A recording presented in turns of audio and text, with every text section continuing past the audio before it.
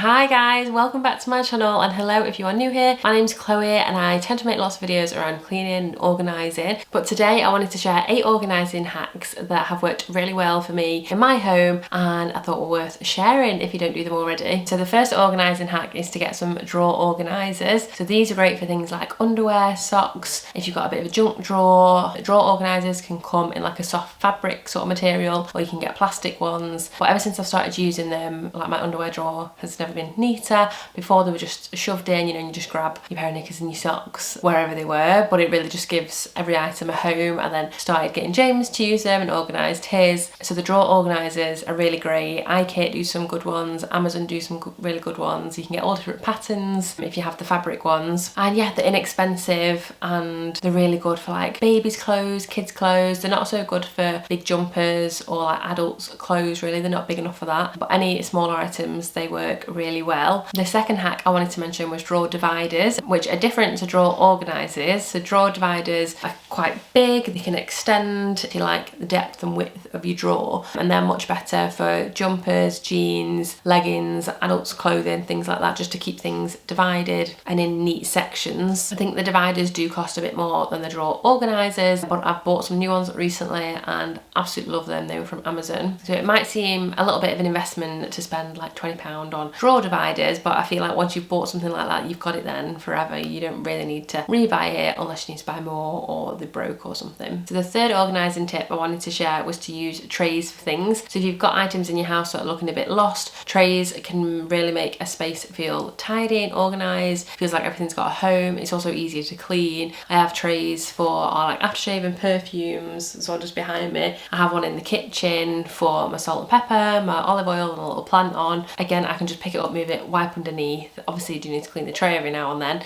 but it's just easier to move around. I have one in the bathroom with like moisturisers and the air freshener on and stuff like that, and you can get some really nice looking trays. I've had a couple from Next, HomeSense, Amazon. I get quite addicted to buying trays actually. If it can double up as like a multi-purpose thing, if you can use it to like serve food on or drinks if you're having a bit of a do, or you can just have them on the side displaying items. I always find there's lots of uses for a tray. So the fourth organising tip is to decant and label. So anything you've got that you can put into storage jars, so that's like cereals, pasta, spaghetti, flour, rice, nuts, anything like that. You can buy storage containers, which I'm sure you've already seen. There's lots of varieties out there. Amazon do some really big bundles. You got like 20 all at once then, or like Costco do some great bundles as well if you've got a Costco card. But I really like the OXO containers, the plastic rather than glass. I know Kilner have like some nice jars, but I do find the lids on Kilner jars a little bit fiddly, whereas the OXO containers, they have like a pop lid and I really like that style. So I have bought a couple of those, but again they are expensive, so just buy them in dribs and drabs, and then just make sure you've measured your cupboard before you buy them so that they do actually fit, or that you can alter your shelf if they're too high and things like that, and then labelling what they are, what's in them. Obviously if you've got flour, sugar, plain flour, self-raising flour, they look the same, so you want to label those so you know which is which before you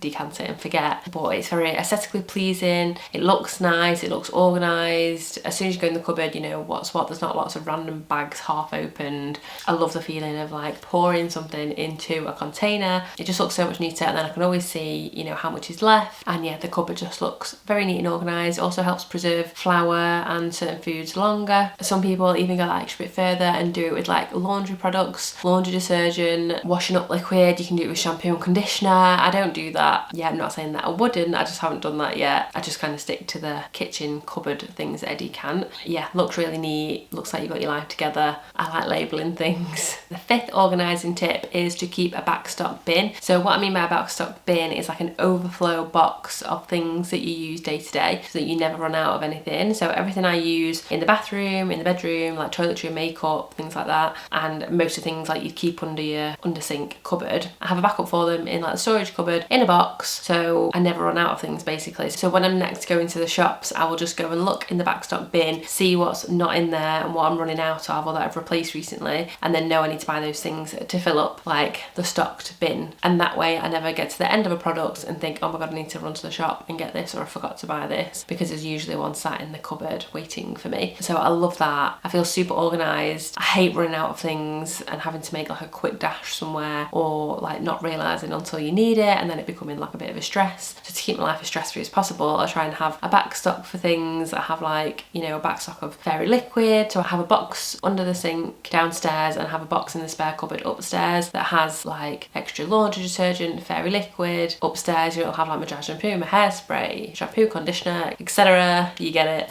But yeah, that way I never find myself in a kerfuffle that I've not got something that I need. So I'd highly recommend that. And it also just keeps like clutter at bay. Like your cupboards that you use day to day don't need to be cluttered. You only need the things in there that you're going to use every day. You don't need 3 hairsprays because you bought 3 hairsprays in the drawer that you're using every day, because then it's just going to look really messy and then be stressful, and there's going to be too much stuff in it when you need to get things out. So you need to keep a separate bin to keep any overflow stock in. That way it keeps the drawers that you use every day neat and you always have a backup stock. And the 6th organisation hack is command hooks. So command hooks are great for so many things. You can get so many different side command hooks. So at Christmas I use them to neaten up the lights. So instead of them just like dangling randomly looking a bit of a mess where they're plugged in, I'll use little command hooks where the wire can just hook into them and then take it all along like in a neat line. You can buy big ones for the back of doors to put like dressing gowns on. Command hooks can be used for so many things, and it's especially great if you're renting or you just don't want to damage your walls. They come off without making a mark on it, so I've used them on the front door to put wreaths and things like that. Really good like strong hooks. They're also really good like for pan lids. You can put hooks on the inside of cupboard doors and then hang tea towels on them, or yeah, pan lids, all sorts of things. It just adds vertical storage, which means you can just fit a lot more into a small space. They're definitely something to use if you haven't tried them before. The 7th organising tip is to create a drop zone, and what I mean by that is when you come into your house and you've got keys, you might have a bit of change, men seem to have change, you know, you've got your house keys, your car keys, bits of rubbish, and you come in and it just needs to be kind of thrown somewhere. I'm not sure if this is more of a man thing because most women will have a handbag and stuff that it's in, but I was just finding in the hall it'd all be on the side and then it'll maybe scratch the side. So I got a tray, another tray, and the same in the bedroom, like stuff would just end up on the top of here, and this is a glass top, so it can get scratched sometimes, which is better that the glass is scratched than like the wood underneath. But you can get these nice leather trays, leather looking or real leather,